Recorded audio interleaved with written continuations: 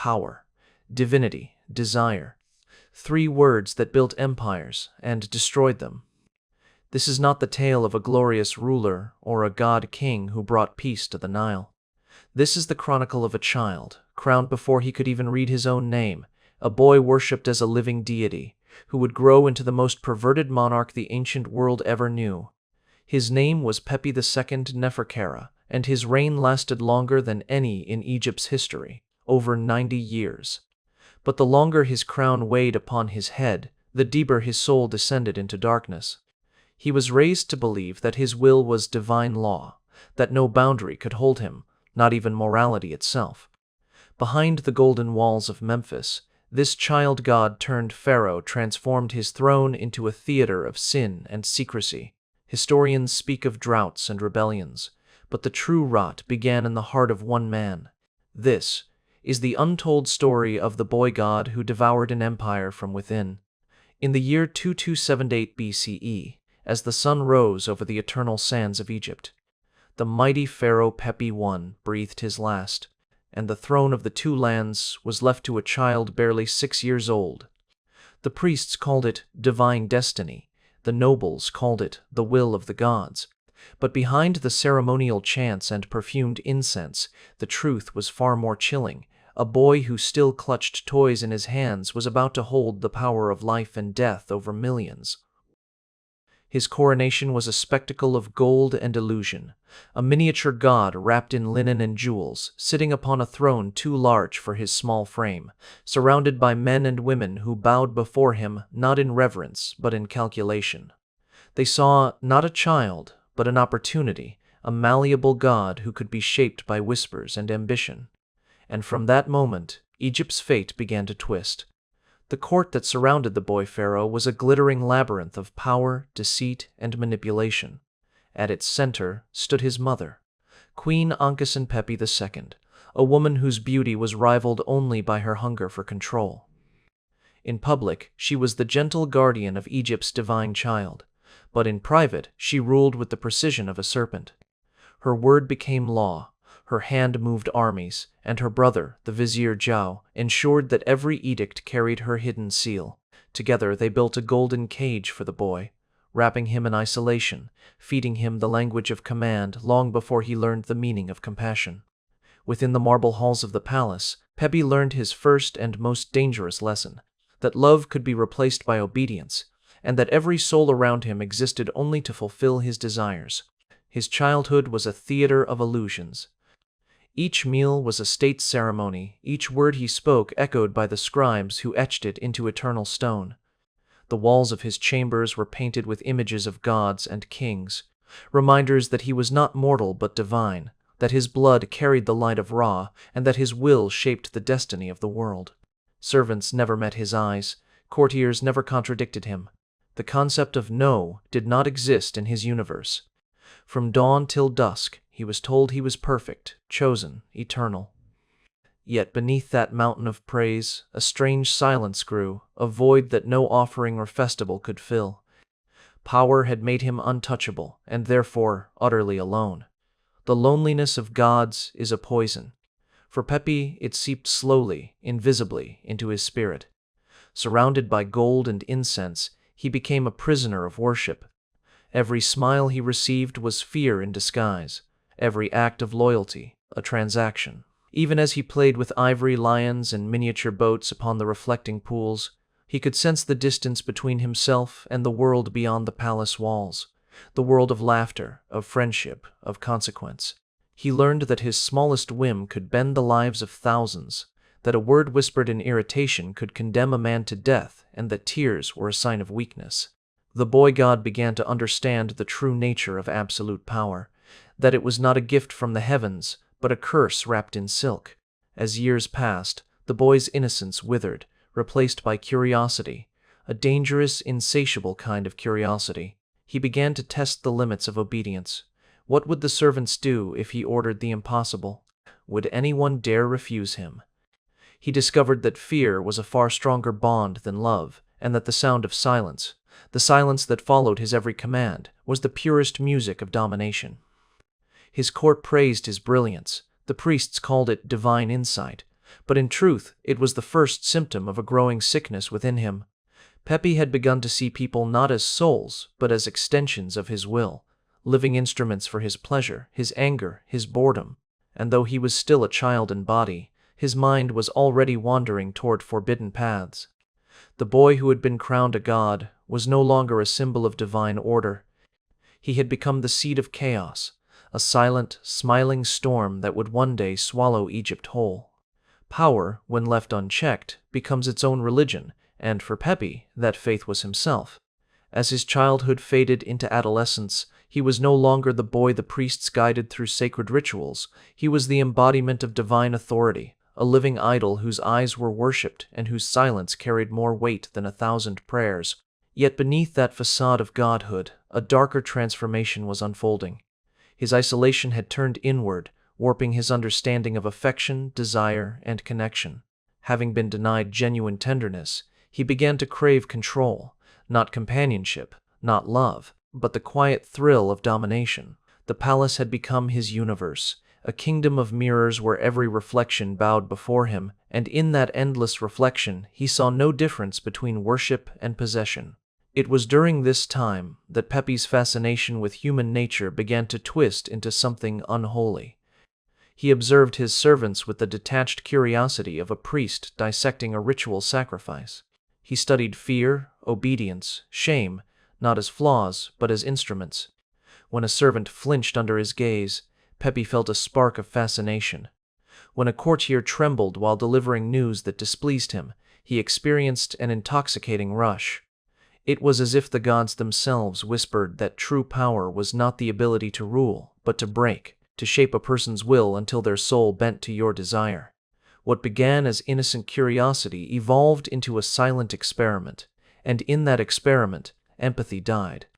The boy who once wondered about the nature of the stars now wondered how far he could push a human being before their spirit shattered completely.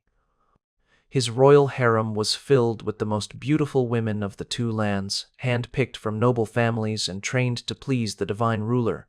Yet none of them interested him. They were too predictable, too rehearsed, too eager to submit before he even demanded it. Pepe sought something that could not be offered freely: resistance. He was not driven by passion, but by the perverse satisfaction of conquering what refused to yield.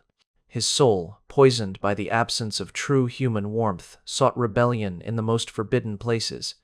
Each act of indulgence left him emptier, more restless, as if no earthly experience could satisfy the hunger gnawing within him. His advisors thought it was divine melancholy, the burden of godhood.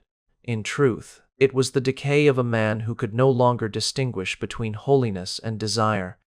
As he matured, whispers began to ripple through the corridors of the palace. Quiet rumors of the Pharaoh's secret appetites, stories of his midnight wanderings, and the strange requests made of his closest attendants. None dared speak openly, for to question the god-king's behavior was to challenge the order of the cosmos itself. The priests who served him in ritual began to sense something unclean in his presence, a spiritual imbalance that even the most sacred offerings could not purify. Yet they too bowed, fearful that the divine wrath might strike them should they dare to intervene. Egypt's ruler was slipping into darkness, but his people were bound by faith to call that darkness divine. In the midst of his growing obsession, Pepe's mind became consumed with the question of what it meant to possess another being completely. Not their body, but their will. Power alone no longer thrilled him. Obedience had lost its flavor. He needed a subject who could challenge him, resist him, force him to prove the extent of his divinity. He began to see the boundaries of the human spirit as his final frontier, the one realm not yet conquered by his crown. His perversion was not of lust but of curiosity, a cosmic hunger to test the limits of submission, to play God not just over bodies but over souls.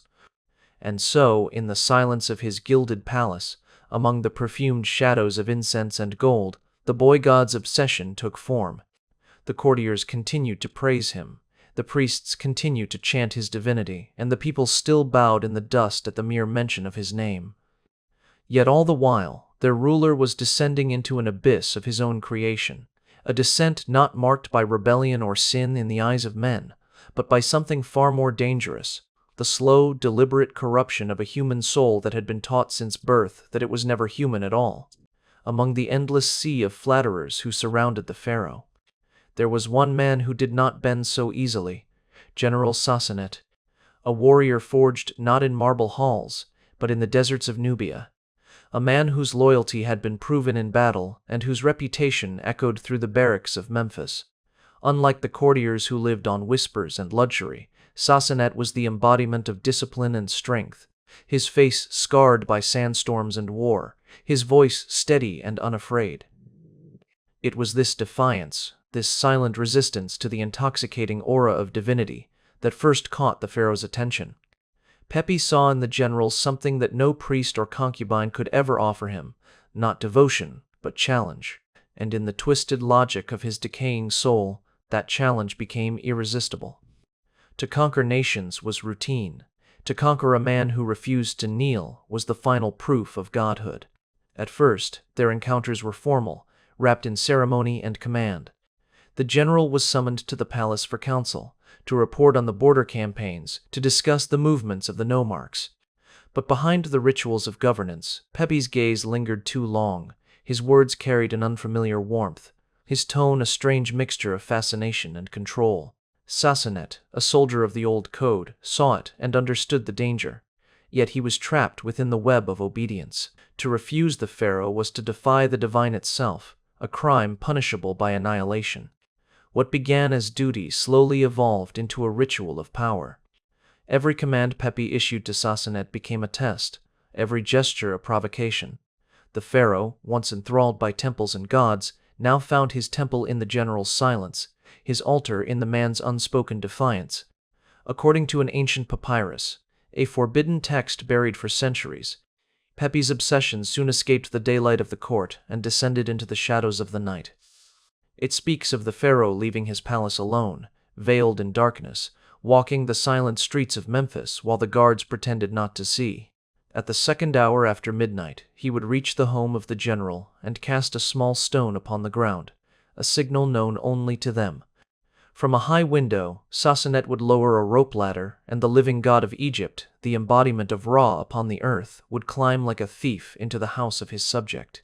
There, away from the golden halls and divine masks, the god became only a man, and a monstrous one at that.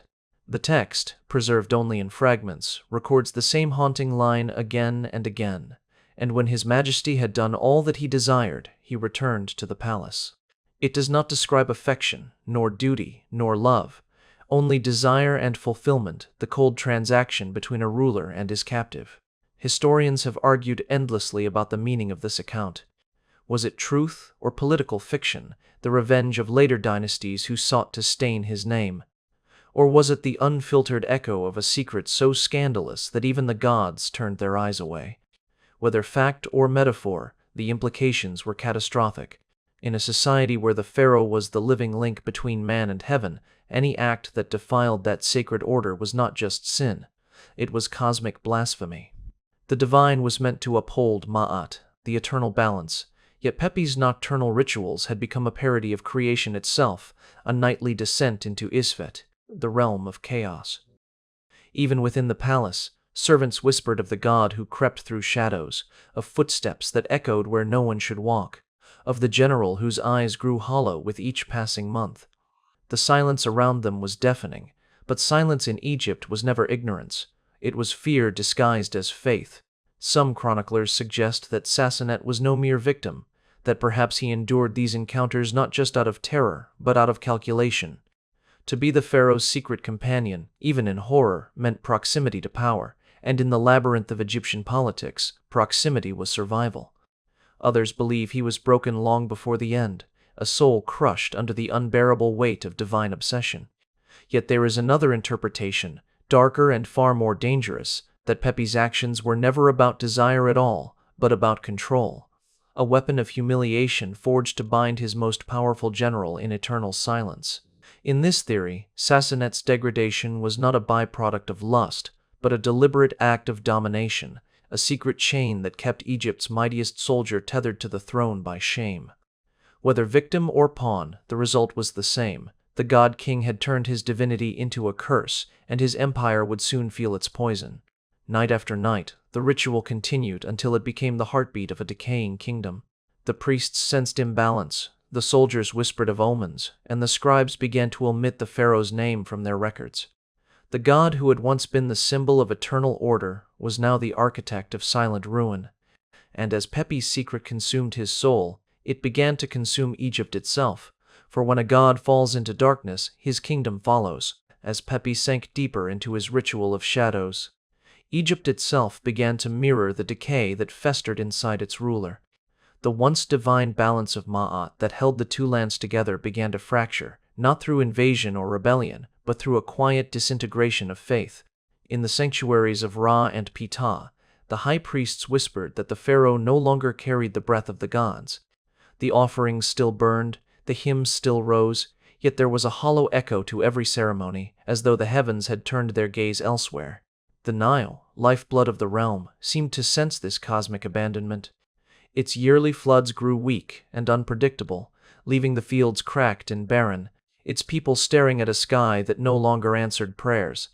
To the farmers who watched their crops wither, the famine was no accident of nature, it was divine retribution, punishment for a king who defiled the cosmic order in his private chambers. Within the palace, Pepi's obsession had become a prison.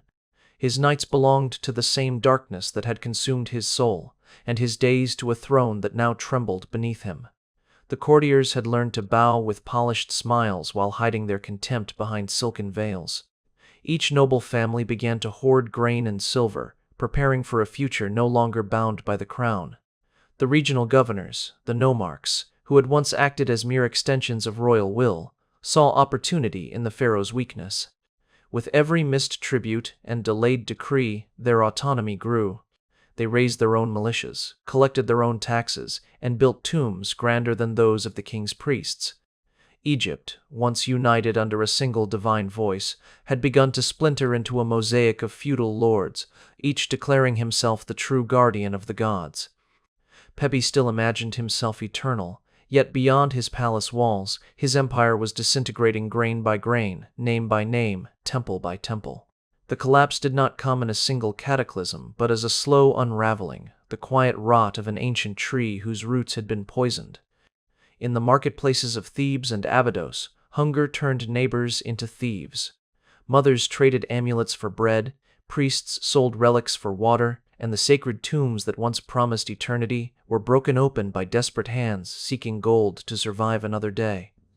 The pharaoh's name, once carved in stone as a symbol of divine perfection, became a curse whispered in the dark, a reminder of the god who had brought chaos upon the earth. The chroniclers of later dynasties would call this era the First Intermediate Period. But for those who lived through it, it was the age when the light of Ra dimmed and the gods turned silent. Pepi himself, now an old man surrounded by ghosts of his youth, refused to acknowledge the ruin he had birthed.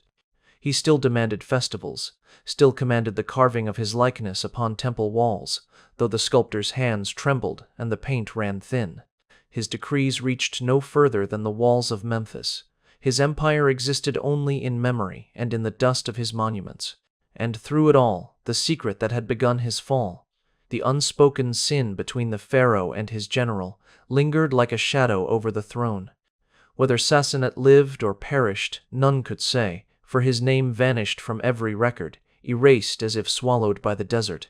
But even in absence, he remained a symbol, the ghost of a scandal that corroded the foundation of belief itself.